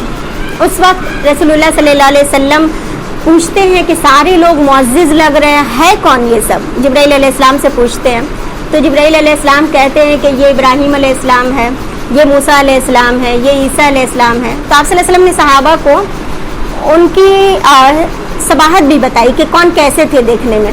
आप कहते हैं कि मूसा अलैहिस्सलाम खूब लंबे चौड़े थे और ईसा अलैहिस्सलाम उनसे थोड़े कद में कम थे और बहुत खूबसूरत थे और उनके बाल जो है शानों तक थे और ऐसा लगता था अभी नहा के आए हैं कि बाल से पानी चू रहा है। और इब्राहीम अलैहिस्सलाम के बारे में कहते हैं कि वो बिल्कुल तुम्हारे साहिब की तरह थे, यानी मेरी तरह थे इब्राहीम अलैहिस्सलाम देखने में। तो सारे ही नबी जो हैं वहाँ पे जमा हैं। ऐसा लग रहा है कि अब इमामत होगी और सारे नमाज पढ़ेंगे। तो सभी एक दूसरे को देख रहे कि इमामत करेगा कौन। तो जिब्राइल अलैहिस्सलाम की तरफ देखते हैं रसूलुल्लाह। तो इब्राहीम अलैहिस्सलाम सोचते हैं कि आखिरी नबी है वो शायद करेंगे, मूसा अलैहिस्सलाम सोचते हैं कि इब्राहीम अलैहिस्सलाम करेंगे। इस तरह आपस में सब कंफ्यूज है। तो इतने में जिब्राइल अलैहिस्सलाम हज़रत मोहम्मद सल्लल्लाहु अलैहि वसल्लम का हाथ पकड़ के इमामत के लिए खड़े कर देते हैं और आप सल्लल्लाहु अलैहि वसल्लम तमाम अंबिया को इमामत कराते हैं, यानी तमाम अंबिया की इमामत का शर्फ हमारे नबी सल्लल्लाहु अलैहि वसल्लम को मिला। फिर वहाँ से जब हो जाता है उसके बाद अब होता है, ये था इसरा का सफ़र यानी फ़िलिस्तीन। उसके बाद जिब्राइल अलैहिस्सलाम फिर बुराक में बिठाते हैं और आपको लेकर आसमान में जाते हैं। पहले आसमान में जब नॉक किया जाता है, दस्तक देते हैं, तो वहाँ से आवाज़ आती है मन अंता, कौन है आप? तो वो कहते हैं कि जिब्राइल अलैहिस्सलाम। तो फिर पूछा जाता है आपके साथ कौन है? वो कहते हैं कि मोहम्मद सल्लल्लाहु अलैहि वसल्लम। तो फिर वहाँ से आवाज़ आती है कि क्या वो बुलाए गए थे या खुद ही आए? तो वो कहते हैं कि नहीं, बुलाए गए थे। तब फिर दरवाज़ा आसमान का खुलता है, पहले आसमान का। तो वहाँ पे जब आप सल्लल्लाहु अलैहि वसल्लम अंदर जाते हैं आसमान में, तो देखते हैं आदम अलैहिस्सलाम बैठे हैं। और आदम अलैहिस्सलाम से जब मुलाकात होती है तो वो कहते हैं कि तुम क्या ही खूब बेटे और क्या खूब नबी हो। उनको मुबारकबाद देते हैं, अहलन व सहलन। और उसके बाद आदम अलैहिस्सलाम को देखते हैं कि वो अपनी दाईं तरफ देखते हैं तो हंसते हैं और बाईं तरफ देखते हैं तो रोते हैं। तो रसूलुल्लाह सल्लल्लाहु अलैहि वसल्लम पूछते हैं कि ऐसा क्यों है, ये दाईं तरफ देख रहे तो हंस रहे हैं, बाईं तरफ देख कर रो क्यों रहे?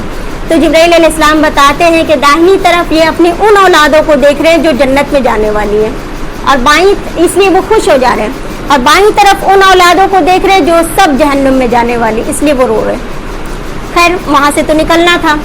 दूसरे आसमान पे जाते हैं, वहाँ पे मुलाकात होती है किससे? दूसरे आसमान में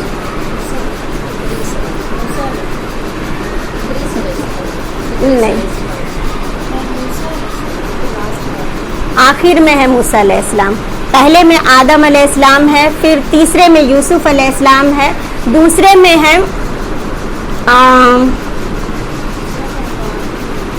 दूसरे में दो नबी से मुलाकात होती है, एक यहया अलैहिस्सलाम और एक ईसा अलैहिस्सलाम। दो नबी, दोनों खालाजाद भाई रहते हैं, हमें पता है।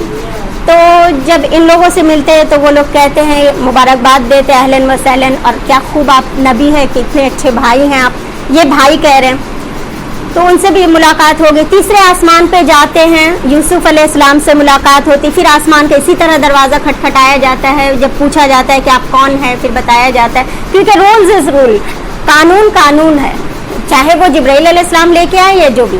تو تیسرے آسمان پہ یوسف علیہ السلام سے ملاقات ہوتی ہے, انہوں نے بھی مبارکباد دی. اور اس کے بعد چوتھے آسمان میں جاتے ہیں تو حضرت ادریس علیہ السلام سے ملاقات ہوتی ہے, انہوں نے بھی مبارکباد دی ان کو. اور پانچویں آسمان پہ حضرت ہارون علیہ السلام سے ملاقات ہوتی ہے. ہارون علیہ السلام کون تھے؟ موسیٰ علیہ السلام کے بھائی تھے. پانچویں آسمان پہ حضرت ہارون علیہ السلام سے ملاقات ہوتی ہے. چھٹے آسمان پہ ملاقات ہوتی ہے موسیٰ علیہ السلام سے. ہاں, تو موسیٰ علیہ السلام بھی ان کو جو ہے اہلاً و سہلاً کہتے ہیں, مبارکباد دیتے ہیں, کہتے ہیں کتنے ہی اچھے آپ بھائی ہیں اور کتنے اچھے نبی ہیں. اس کے بعد موسیٰ علیہ السلام رونے لگتے ہیں. تو آپ صلی اللہ علیہ وسلم پوچھتے ہیں کہ آپ کیوں رو رہے ہیں؟ تو وہ کہتے ہیں کہ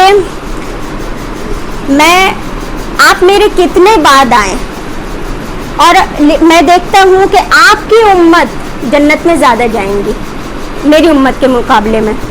یعنی ایک مرتبہ رسول اللہ صلی اللہ علیہ وسلم نے کہا کہ اتنی واضح کر دی کہ میری امت جنت میں زیادہ ہوں گی. جیسے اگر سمجھ لو 120 لوگ ہوں گے تو 80 جو ہیں میری امت ہوں گی, باقی تمام انبیاء کی امت ہوں گی. یعنی 40% میں تمام انبیاء کی امت ہوں گی. تو اس میں کتنا ہی ملے گا موسیٰ علیہ السلام کو؟ 20-30 سے زیادہ تو نہیں. اس لیے وہ رو رہے ہیں کہ آپ کی امت جو ہے زیادہ جنت میں جائے گی. اب اس میں کیا کیا جا سکتا ہے؟ تو آپ ان سے مل کے پھر 7ویں آسمان پہ جاتے ہیں تو ملاقات ہوتی ہے ابراہیم علیہ السلام سے. ابراہیم علیہ السلام بیت معمور سے ٹیک لگائے بیٹھے تھے, اور جیسے ہی آپ کو دیکھتے ہیں تو اہلاً و سہلاً مبارکباد دیتے ہیں اور کہتے ہیں کتنے اچھے بیٹے ہو. اس کے بعد ابراہیم علیہ السلام جو ہے جب آپ صلی اللہ علیہ وسلم اوپر جانے لگتے تو کہتے ہیں کہ میں تمہیں ایک تحفہ دینا چاہتا ہوں. تو کہتے ہیں دیجیے جلدی. تو آپ کہتے ہیں کہ دیکھو یہاں جو جنت ہے نا, میں تو دیکھ چکا ہوں, تم بھی دیکھو گے. تو یہ جنت کی جو مٹی ہے وہ بہت زرخیز ہے, بہت اچھی مٹی ہے. تو یہ مٹی جو ہے یہاں پہ جو درخت لگتا ہے, تو اپنی امت سے کہنا کہ میں ایک تحفہ دیتا ہوں کہ دن میں وہ لا حول ولا قوت الا باللہ العلی العظیم پڑھا کرے تو یہاں جنت میں اس کے نام کا ایک درخت لگ جائے گا. لیکن افسوس کی بات ہے کہ ہمارے معاشرے میں آپ دیکھیں مسلمانوں میں اس کا میننگ بھی نہیں بتایا جاتا ہے. اس کو کیا سمجھا جاتا ہے؟ بہت برا کلمہ ہے, کوئی برائی اگر دیکھو تو لا حول ولا قوت. بس کیا مطلب ہے اس کا؟ اس کا مطلب یہ نہیں کوئی طاقت نیکی کرنے کی, یعنی نہیں کوئی طاقت نیکی کرنے کی اور نہ کوئی طاقت ہے برائی کرنے کی سوائے اللہ کی مدد کے. یعنی اگر میں نماز پڑھ رہی ہوں تو میرے اندر کوئی طاقت نہیں ہے جب تک اللہ اس کی توفیق نہ دے دے.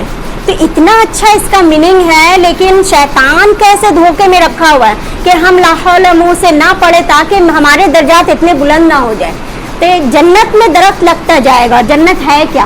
درخت ہی ہے نا. تو جنت میں درخت لگتا جائے گا.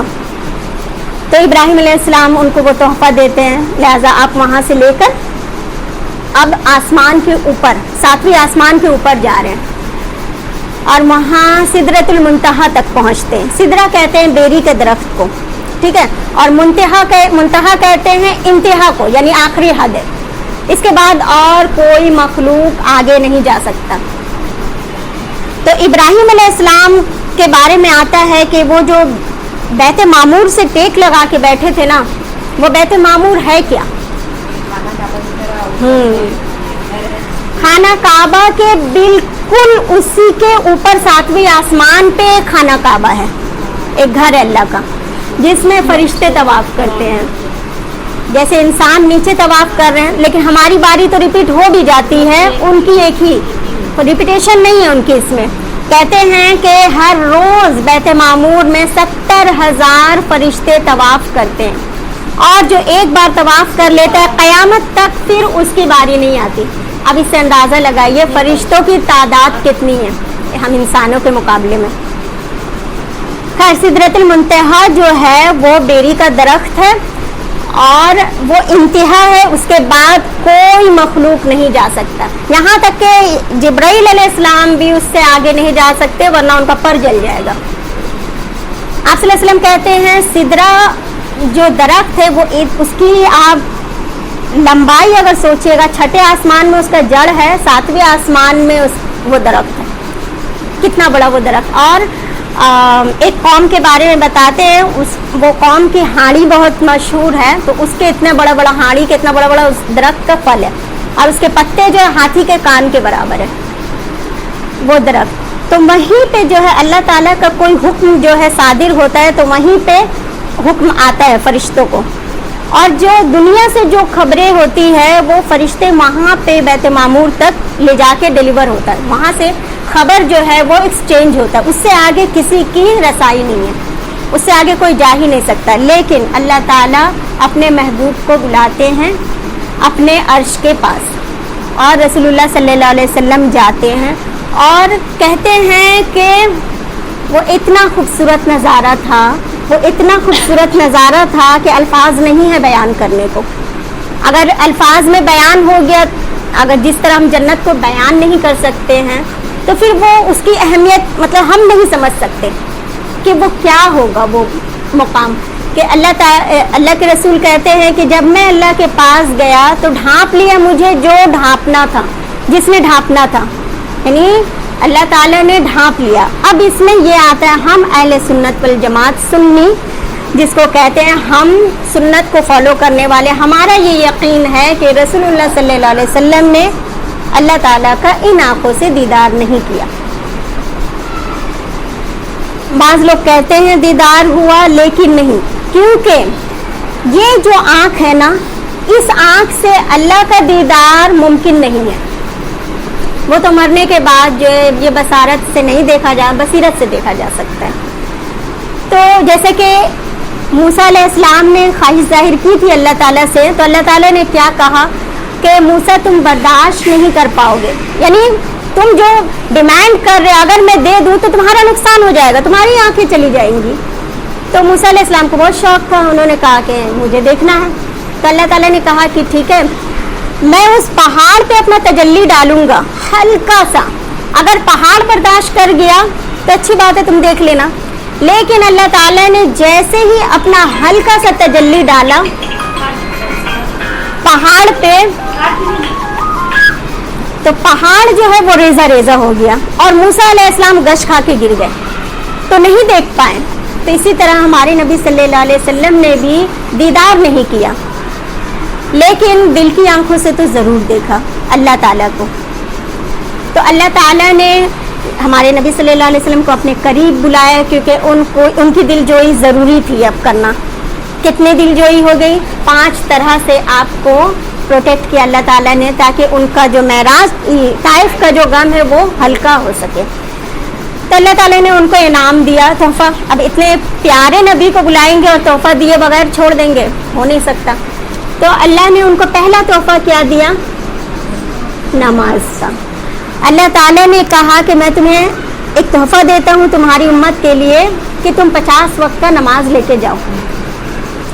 تو رسول اللہ صلی اللہ علیہ وسلم بہت خوشی وہ نماز 50 وقت کا نماز لے کے اترے۔ تو سب سے زیادہ تجسس کس کو ہو سکتا ہے؟ موسیٰ علیہ السلام کو۔ اب جب وہاں سے گزر رہے تو موسیٰ علیہ السلام نے کہا کہ تھوڑی دیر رکیے، آپ کو اللہ تعالیٰ نے کوئی تحفہ دیا یا نہیں؟ تو کہنے لگے ہاں نماز کا تحفہ ملا۔ تو کہنے لگے کتنا نماز؟ تو کہتے 50۔ تو کہتے واللہ میں کہتا ہوں کہ آپ کی امت کے لیے بہت مشکل ہو جائے گا، وہ 50 وقت نہیں پڑھ پائیں گی نماز، آپ جا کے اللہ سے کم کروائیے۔ تو رسول اللہ صلی اللہ علیہ وسلم اس وقت جبرائیل علیہ السلام کی طرف آئی کانٹیکٹ کرتے ہیں، ان سے یعنی مشورہ کر رہے کہ کیا کہیں، بات میں تو دم لگ رہا ہے۔ تو جبرائیل علیہ السلام کہتے ہیں کہ بات تو صحیح ہے، آپ کی مرضی۔ تو رسول اللہ صلی اللہ علیہ وسلم کیا کہتے ہیں؟ اللہ تعالیٰ کے پاس جاتے ہیں دوبارہ اور کہتے ہیں کہ یا اللہ مجھے تو کوئی اعتراض نہیں ہے، لیکن امت پہ تھوڑی سی بھاری پڑ جائے گی 50 وقت کا نماز۔ تو اللہ تعالیٰ کہتے ہیں ٹھیک ہے، تو ایک کام کرو میں 10 کم کر دیتا ہوں، 40 لے کے جاؤ۔ تو جب 40 لے کے آتے ہیں پھر موسیٰ علیہ السلام ان کو روکتے ہیں کہ کتنا ملا؟ تو کہتے ہیں 40 وقت کا۔ تو کہتے ہیں کہ ارے 40 بھی نہیں پڑھ پائیں گے آپ کی امت, آپ جائیے فوراً کم کروائیے. تو اللہ کے رسول واپس جاتے ہیں اور جا کے پھر اللہ تعالیٰ سے کہتے ہیں کہ اللہ تعالیٰ کچھ تھوڑا سا اور رعایت کر دیجئے, کیونکہ ہماری امت جو نہیں کر پائے گی. تو اللہ تعالیٰ کہتے ہیں کہ ٹھیک ہے 30 کر دیتے ہیں, 10 کم کر دیا اللہ تعالیٰ نے. پھر جب واپس آتے ہیں موسیٰ علیہ السلام کہتے اب کہتے ہیں کہ 30 ہو گیا. کہتے ہیں کہ ارے میری امت تو 3 وقت نہیں پڑھ پا رہی تھی, آپ کی امت 30 وقت کیسے نماز پڑھے گی, آپ جا کے پھر بولیے. تو پھر اللہ کے رسول جاتے ہیں, پھر اللہ تعالیٰ 20 کر دیتے ہیں. 20 کرنے کے بعد پھر وہ کہتے ہیں کہ نہیں ابھی بھی نہیں کر پائے گی. میں کہہ رہا ہوں کہ مجھے ایکسپیرینس ہے, میں نے بنی اسرائیل کو لیڈ کیا ہے اور مجھے پتہ ہے امت کیسے ہوتی ہے. امت کا بس چلے تو صرف ہفتہ میں 1 دن نماز پڑھے. تو آپ جائیے واپس اور جا کے کم کروائیے. تو اب 10 رہ گیا, جاتے اللہ تعالیٰ پھر 10 کم کر دیتے ہیں.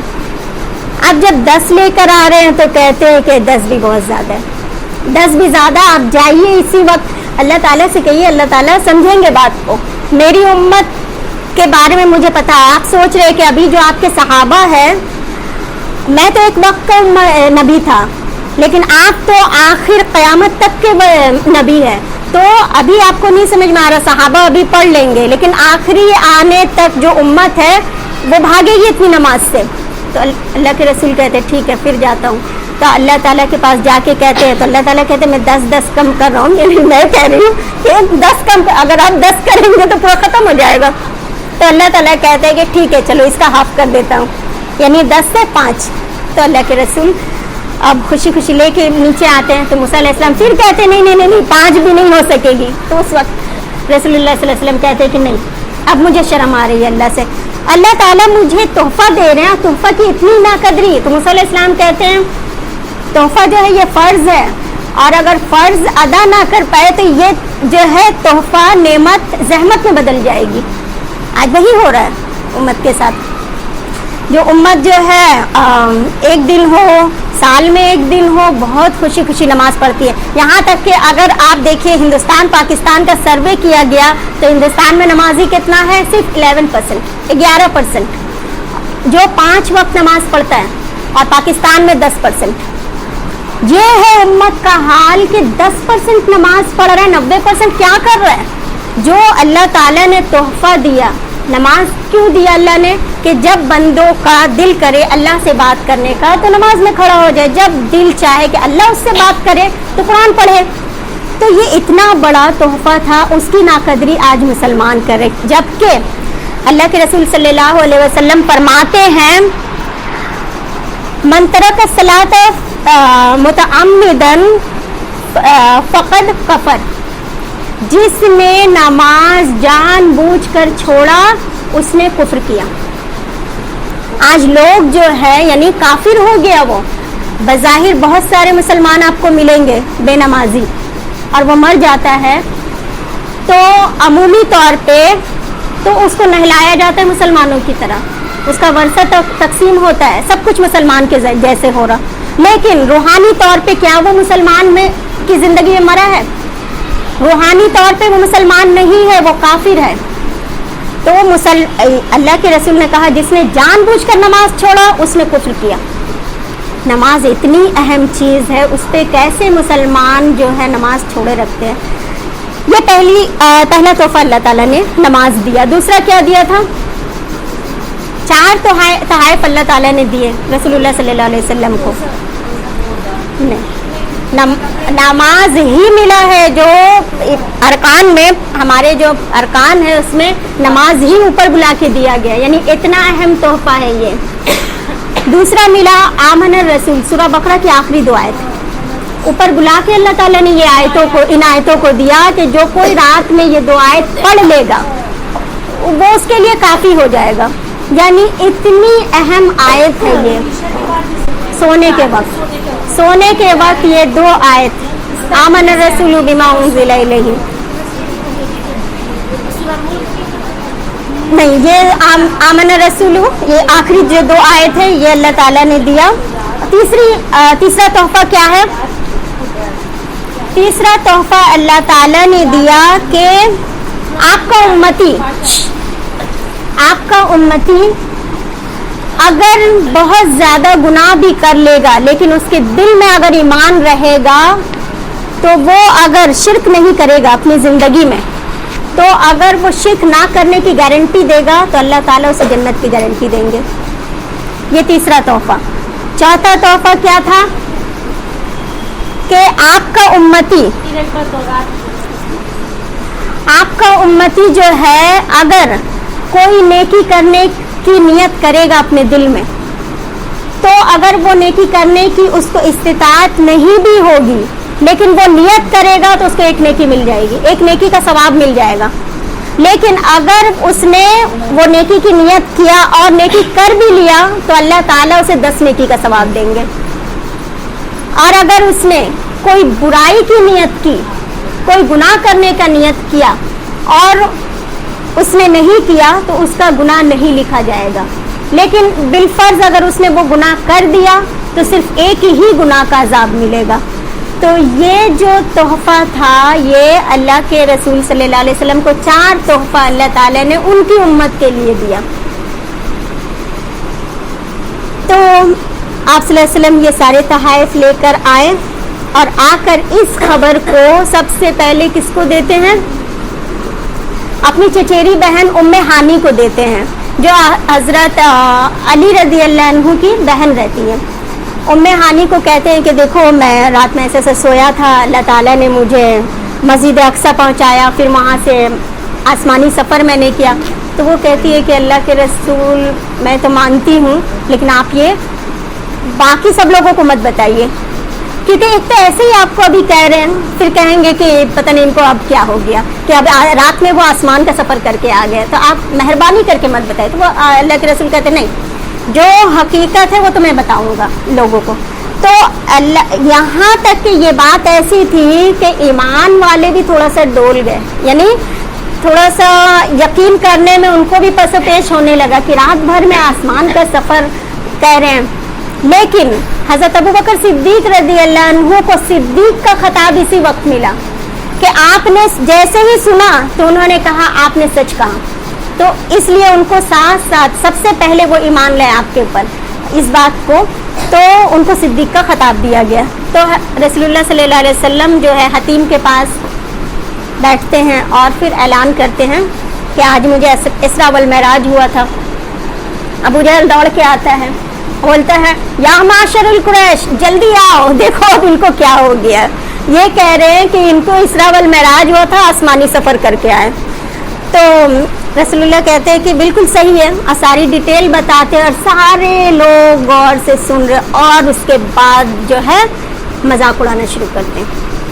کوئی کہتا ہے کہ بتائیے اگر آپ مسجد اقصی گئے تھے وہاں پہ کتنی میناریں تھیں, وہاں کتنی کھڑکیاں تھیں, وہاں کتنے دروازے تھے. اب رسول اللہ صلی اللہ علیہ وسلم وہاں گئے, کھڑکیاں دروازے, آپ یہاں آئی ہیں یہاں پہ سب گننے آئی ہیں نہیں نا. وہ سوچ رہے ہیں کہ میں وہاں گننے تو نہیں گیا تھا, میں تو وہاں پہ نماز امامت کی میں نے, مگر اپنے آپ کو بہت لاچار محسوس کرتے ہیں. تو اللہ تعالیٰ اچانک ایسا ہوتا ہے, اللہ تعالیٰ نے آپ حتیم کے پاس کھڑے ہوتے ہیں, اللہ تعالیٰ نے بالکل ویڈیو دکھا دیا, بالکل جو ہے اسکرین چلا دیا سمجھ لیجئے, اور مسجد اقصی کو وہاں پہ ان کے نظروں کے سامنے لا کے کھڑا کر دیا. وہ جو سوال کر رہے کتنی میناریں تھیں, آپ صلی اللہ علیہ وسلم بتا رہے اتنی تھی. کہ یہ چیز کہاں تھی, آپ بتا رہے, وہ کہاں تھی, ساری چیزیں A to Z بتا دی. سارے لوگ دنگ خاموش, اور ان کے پاس ایک جواب نہیں بن پڑا. لیکن پھر کیا, آخر وہی کفر کا کفر ہی میں جمے رہیں, ایمان ان کے دل تک نہیں رسائی کرتی ہے. آج یہیں تک رکھتے ہیں انشاءاللہ. سبحان اللہ و بحمدہ, سبحانک اللہم و بحمدک, نشہد ان لا الہ الا انت, نستغفرک و نتوب الیک. والسلام علیکم و رحمۃ اللہ وبرکاتہ.